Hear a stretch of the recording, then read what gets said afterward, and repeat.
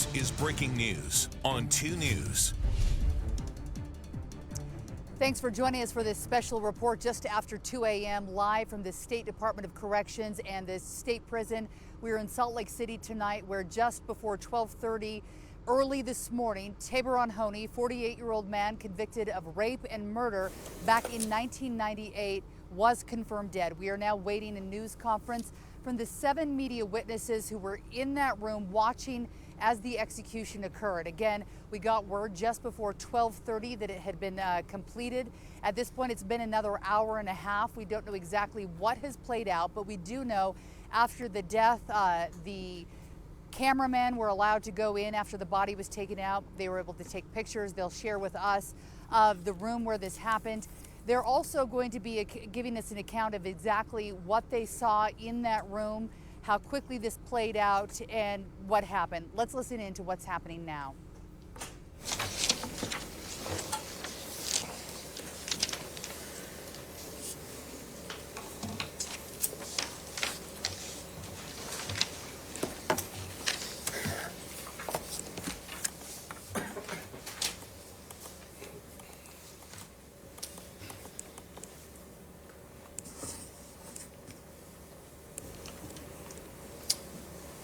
My name is Glenn Mills. I'm the Director of Communications for the Utah Department of Corrections. We have with us our media witnesses as well. They are Jim Spiewak with KUTV, Sarah Murphy, ABC4, Ben Winslow, Fox 13, Jessica Miller with the Salt Lake Tribune, Kyle Dunphy with Utah News Dispatch, Hannah Schoenbaum with the Associated Press, and Pat Reevy with KSL.com. Also from the Department of Corrections, I have on my right Brian Redd. He is the Executive Director. I have Bart Mortensen, who is the Warden of the Utah State Correctional Facility, and Chief Randall Honie with the Division of Prison Operations.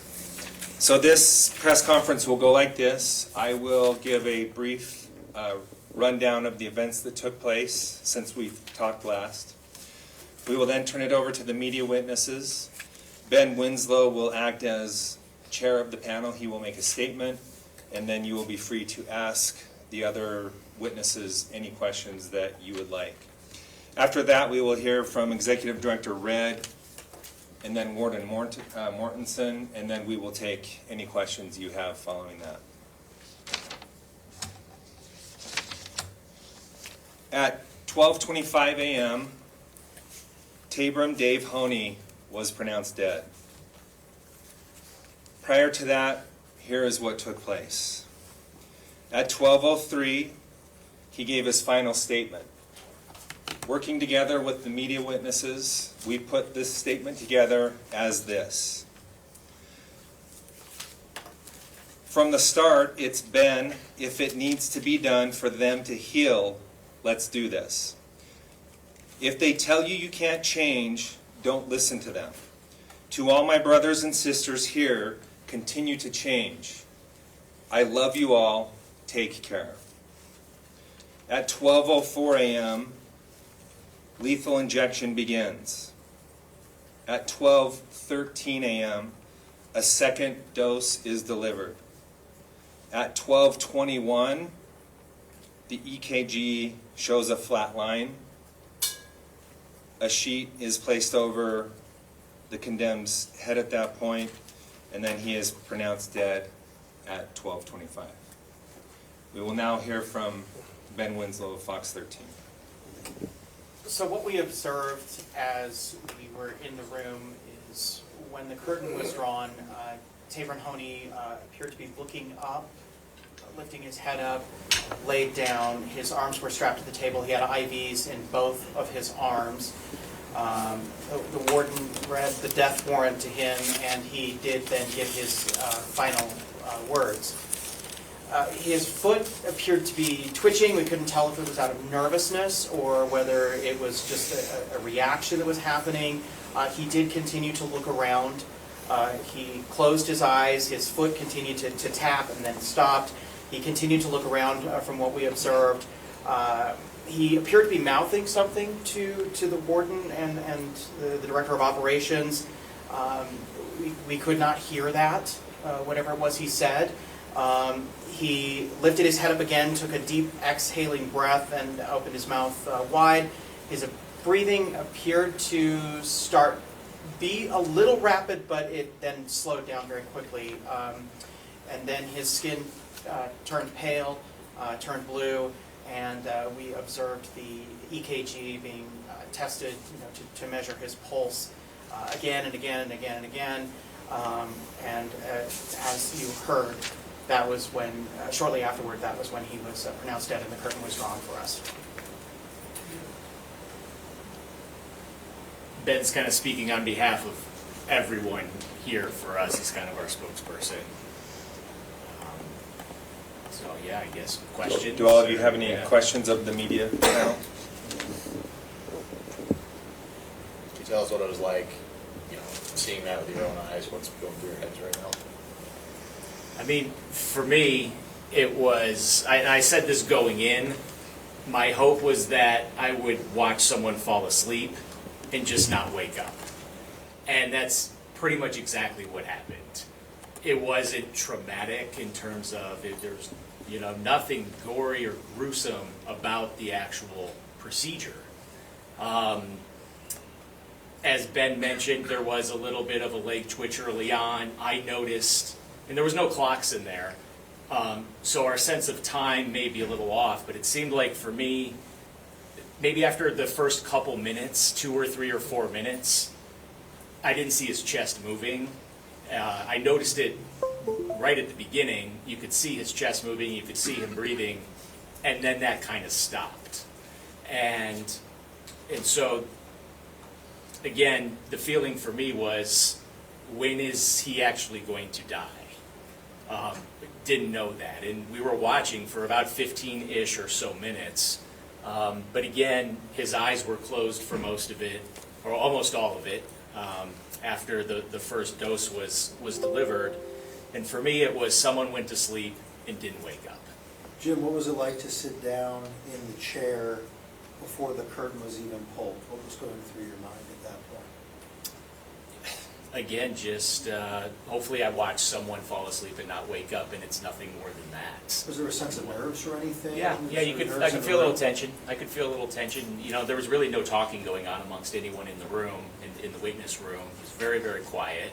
And I think we all kind of realized the gravity of the situation of what was about to happen. And I, quite honestly started to feel a little bit of nervousness, anxious nervousness, not knowing what to expect. Question for Pat. Pat, you were present at the firing squad execution of Ronnie Lee Gardner, and now you're present for Tabor and Honie's execution. Kind of talk about some of the similarities as you witnessed both of those executions, maybe some differences, just, kind of describe I don't think there was much similarity at all. I agree that this was far less traumatic. The firing squad execution I thought was much more violent. It's very shake-shook. It's just so loud. And this was really like watching a person fall asleep and not wake up again. So it was a much more, I guess if there's a peaceful way to put someone to death, that's what this was. It took much longer, but as it was mentioned, after like the first minute, it was just watching him, and they kept checking the EKG machine, make sure, see he still has a pulse. But the firing squad one was much more violent. It was faster, but this was not the same at all. Kind of describe the emotions you felt before and after each execution. I mean, this being not your first, was this maybe a little easier to process? For me, it's a hard question to answer, just because I guess I kind of knew what I was getting into before. You're still, the gravity of the situation. You're watching a person die. That's not lost on you. But again, we're there as witnesses for the media, for watchdogs, watching over, make sure things are carried out correctly. And I think you're in kind of work mode. You're not focusing on, oh no, I'm watching a person die. You're focusing on your deadlines, making sure you accurately report everything, and as you're watching everything, it goes off smoothly, I guess.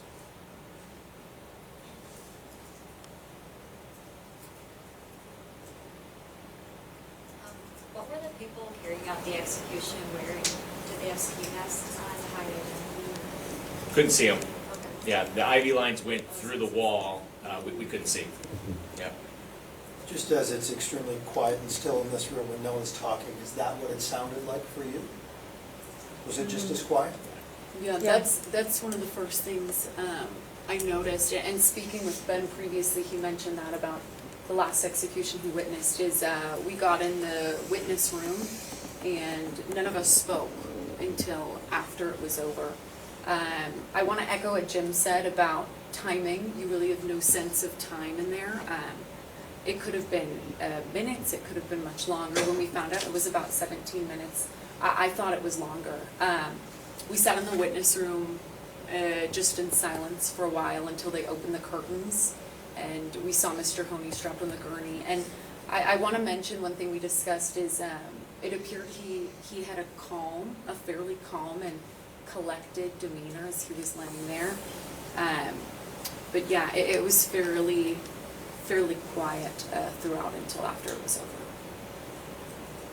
What was the first word said after the silence in the room? Was it a reactionary? I don't I think it's remember. mostly comparing notes. Yeah, yeah, we compared our notes for his last The words. final words. Okay. Ensuring accuracy. And we heard the words that he said. What would you say about the tone or how he delivered it? What was? I would say that it was calm and just very. Calm and very clear. Very clear. It was easy to understand him. And Were you all aware of the timing of the second dose? Did you notice any? no, it's the first we heard of it right now. We could not, just from our vantage point and observations and being unable to know exactly the nature of the operations that were going on, we could not know when that would be administered. There was no physical reaction that we observed that would indicate a second dose. The main physical changes we noticed, as previously been mentioned, was he had the white sheet pulled up slightly above his stomach, below his chest, and you could see that rise and fall with every breath, and at some point that eventually stopped, and his right foot that was bouncing, that slowed and stopped as well at some point. I did write down in my notes, just saw fluid moving through one tube, thought maybe about roughly 10 plus minutes in. Wasn't sure if it was saline. I heard them say earlier maybe saline might be going through. So I did write that down in my notes, but at the time I didn't know if that was another dose or what.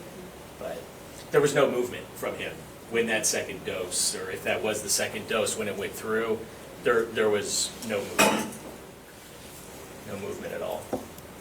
Just down on this end, what stood out to you most, or maybe was most surprising about what you witnessed? I mean, the whole experience was sort of surreal. I mean, just watching. I guess it's. I guess I kind of expected something more dramatic to happen, and I think that's sort of the absence of that was what stuck out to me.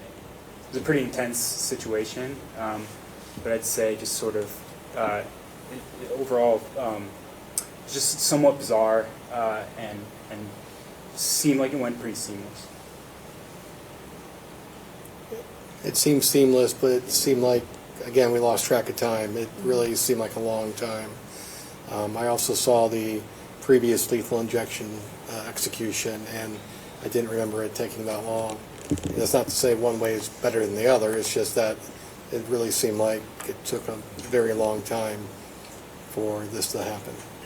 Question's really for anybody. All of you didn't know how long this took place, didn't know there was a second dose administered until right now.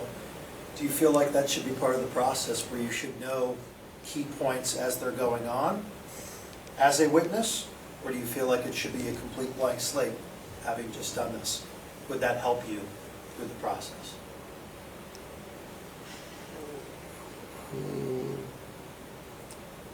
I think Would it's you like like to have the comms in your ear that says pushing a dose, for example, pushing a second?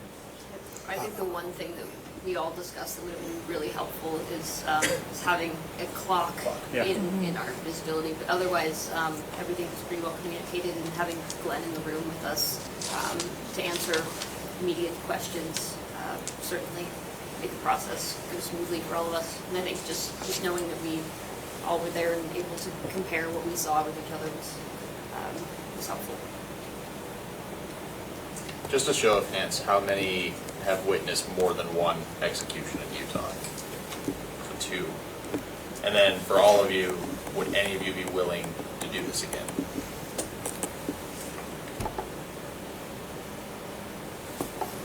How long did it take for you guys to piece together his final words? You said that you guys kind of worked together to piece that. How long did that take? Well, we were all taking notes, individual notes about what was said, and so it was just more comparing what we heard to ensure that it was accurate. So, As far as the time, less than 5 minutes? yeah. And did you find that tedious? I mean, only to give some context to my question, it seems like a person's last words is something that you want to make sure that you get right. That's Yes. one of the things that we very much do. It seems, would it have been helpful to kind of go off of your question, to have that recorded to ensure the accuracy so that you guys aren't scribbling down to take notes, trying to verify it afterwards, or did the process seem to be just fine? I personally felt like between the 7, including Glenn, 8 of us, it was simple enough. Some of us got the beginning, some of us got the middle, some of us got the end, and I also feel like that's part of the reason we're there, is for us to be the ones to listen and write down and listen to that tone of voice. So I felt like between the 7 of us, it was fairly simple. I mean, would I like a recording to ensure accuracy? Absolutely, but I work with what I have, and this is the circumstances we're placed under, and so we do the best that we can. And he spoke fast. Mm-hmm. He spoke very fast. So we were all jotting down quickly.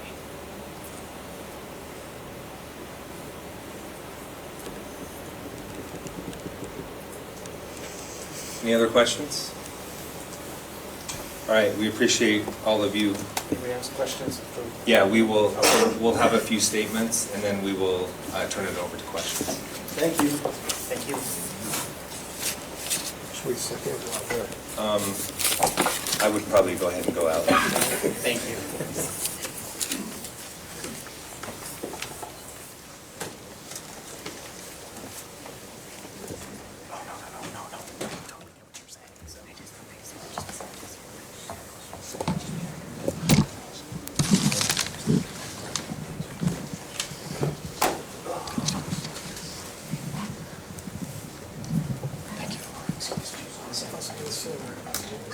Yes.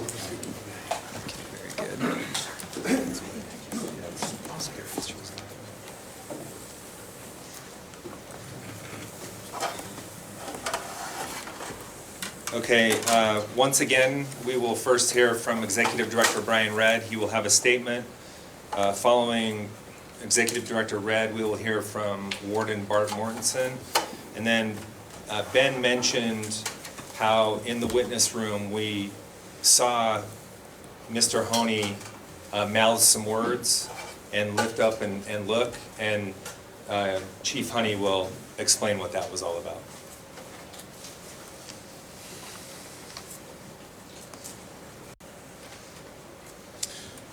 So today our department fulfilled one of the most consequential responsibilities given to the Department of Corrections. No one involved today, takes joy in carrying out this responsibility, but we recognize it as one of our statutory duties, and we take it seriously.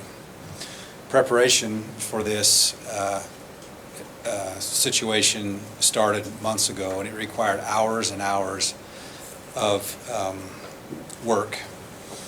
You may already be aware of this, but around 200 individuals were involved in this tonight. Just in this situation, that doesn't include all of the additional staff that were required to keep the normal prison operations maintained. We want to thank our partners our allied agencies, including the Department of Public Safety and the Salt Lake City Police Department for their help, and there were others. We thank them for their support. Our team worked through this process and the complexities in a very conscientious and dedicated manner. This is a significant event, and I watched our staff fulfill these responsibilities in a respectful, professional, and dignified manner, and I thank them for that. They did an amazing job.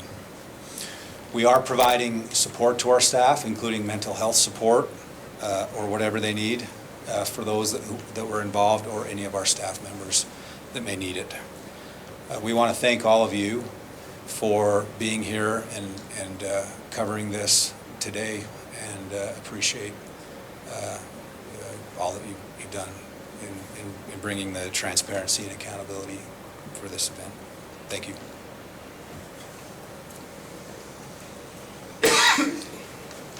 Thank you. To provide a brief rundown of facility operations throughout today and the next few days, at 6 a.m. this morning, the facility was on lockdown with the exception of a few incarcerated individual workers. With the workers, they provided hot meals and provided hot breakfast and hot lunch, and then we provided a cold dinner for the evening. Throughout the day, all essential medical and legal services took place. And also, yesterday, I guess, the facility continued intakes of newly incarcerated individuals. We wanted to avoid disrupting the schedules of our allied agencies. At about 4 p.m. yesterday afternoon, we asked all staff who weren't providing an essential function to either the execution or the facility ops to end their workday and go home. And by 6:30 p.m., the only staff left on the facility were those that were on the master pass list. We expect by 6 a.m. this morning, the facility will resume normal operations. And over the upcoming days, we've collaborated with our clinical health services partners to provide mental health services for the incarcerated individuals, and we've also collaborated closely with our release and reentry division to increase case management exposure to the inmates so that they can help where needed. Thank you.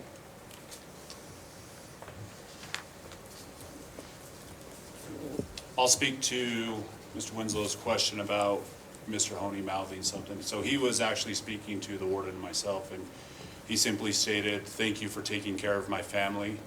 And then he raised up his head and looked over to where his family was viewing and just said, "I love you." It was also reported from the family's witness room that his mother also said, "I love you, son," back. Can I ask, what was the decision to issue a second dose of pentobarbital? Was that a decision made on the fly as a result of him? Was there an issue, or was this always planned? It was made ahead of time at the doctor's recommendation. Initially, the plan was to push a second dose at 20 minutes. Because the second dose was prepared and could not be used again, the doctor made the recommendation just to move that up to 5 minutes. Was that because he wasn't responding to it? Or? No, it appeared that he was responding fine. It was just because the doctor recommended it and the dose was already basically used, and so he just moved it up.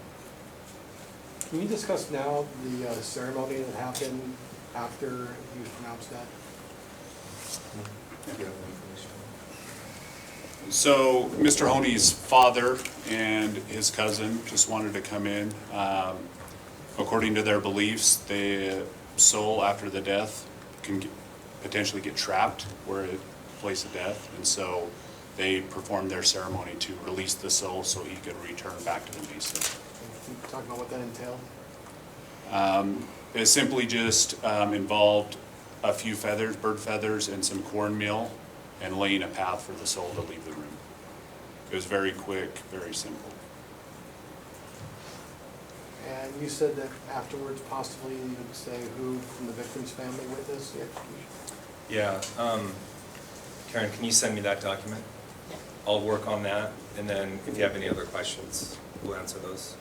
I noticed, if I counted correctly, you checked the EKG, it looked about 5 times. Is that the average? Is that normal to check it that many times? So the EKG machine we used, the screen times out after 3 minutes. It's still running. It was Bluetooth back to the medical doctor behind the wall. So it was constantly running. I was just turning the screen back on to ensure that no leads had fallen off and it was still running properly. From the outside, it seems like everything went pretty smoothly. Was there anything that you noticed internally that may have slowed a process somewhere or involved some different movement than you had planned for this whole process? No, we've been planning this for a long time. It took many different people working on many different parts, and it went according to plan, and we're grateful for that. I will say, however, we still will have internal debriefings to go over everything and check everything to make sure everything went the way it should have and could have. Back to the witnesses, which ones were you asking about? Victims? So we had, for the victim witnesses, there were 7. Not all showed up, but I don't know who's missing. I don't know which name. Okay, I'm just going to give you the names of those that were expected. Trevia Wall, Betsy China, Sarah China, Benita Racheta, that's with a Y, Y-R-A-C-H-E-T-A, Isaac Racheta, Dakota Rogers, and Tony Rogers. Any other witnesses you're interested in? Could you name all of them? Sure. So for the condemned, we had Franklin Honie Sr. How do you pronounce the mom's name, Becky? Teresita Honie, Sherwin Leslie, Teresa Honie, and then Therese Day. We know the media witnesses. For government, we had Senator Darren Owens, Senator Mike Kennedy, House Speaker Mike Schultz, Scott Burns, Iron County District Attorney, Chad Dotson, Iron County Attorney, Sheriff Ken Carpenter, Iron County, Chief Darren Adams, Cedar City Police, Justin Anderson, who is the Utah Attorney General representative for our office, and John Pierpont, the Governor's Chief of Staff, and Representative Casey Snyder. Can I make one correction? Scott Burns is the Paiute County Attorney, but was the original prosecutor on the case. Thank you. Any other questions? Question, is it possible that the witnesses for the condemned and for the victim cross paths, or do you guys take procedures to make sure that they are separate paths? Yes, we took procedures and plans so they would never cross paths. They were temporarily placed in a holding area and then driven to the chamber separately, and then they never cross paths. Can you say, because there was discussion in the media room, his right foot kept tapping in the air. So to you, is that just nervousness, or did he have like music going on in his head? Or? No, to me it was nerves. He was nervous going in there. I mean, rightfully so, and to me it appeared to be nerves the whole time. Can you talk a little bit about the process of inserting the IV lines? Was there any trouble finding a vein? Approximately how long did that take? Did he suffer any pain during that process? It went very smoothly. One poke in each arm, they were able to find a vein right away. He actually said it was painless for him, and IV team did a great job. And he was compliant, getting onto the table and everything like that? 100% compliant, no Were issues. his legs actually strapped or not? Yes, sir. His legs were strapped at the ankles and right below the knees and then on the thighs as well. Could you speak on his morale. The last we heard from you at 10:30 between then and the time he was on the gurney. His final energy. What was he like? He was very calm.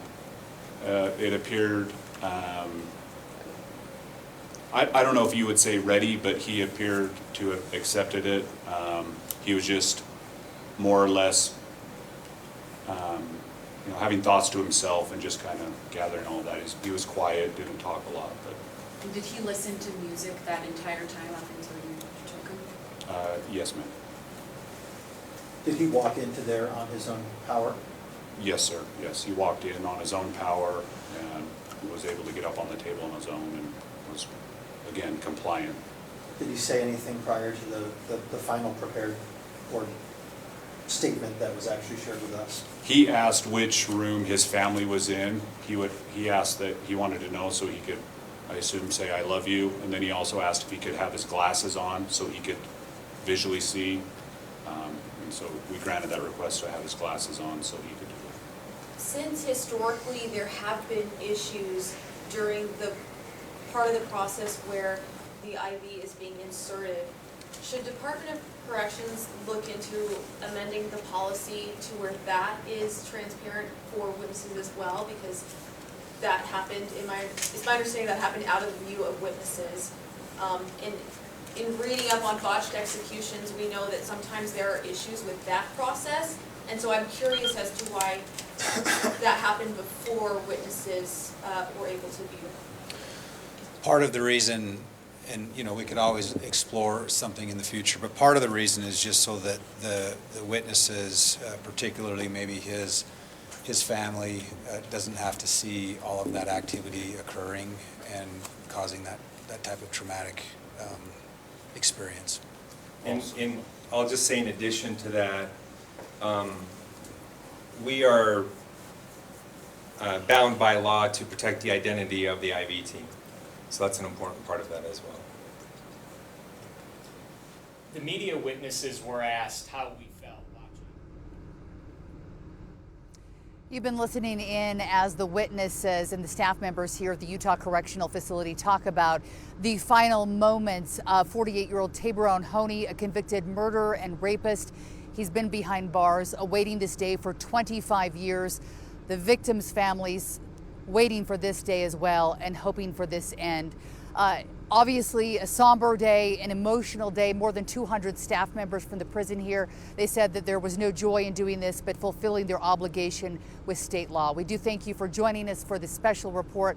We'll have more of this coverage online at KUTV.com and continuing with our morning show that starts at 4:25 a.m. Thanks for joining us.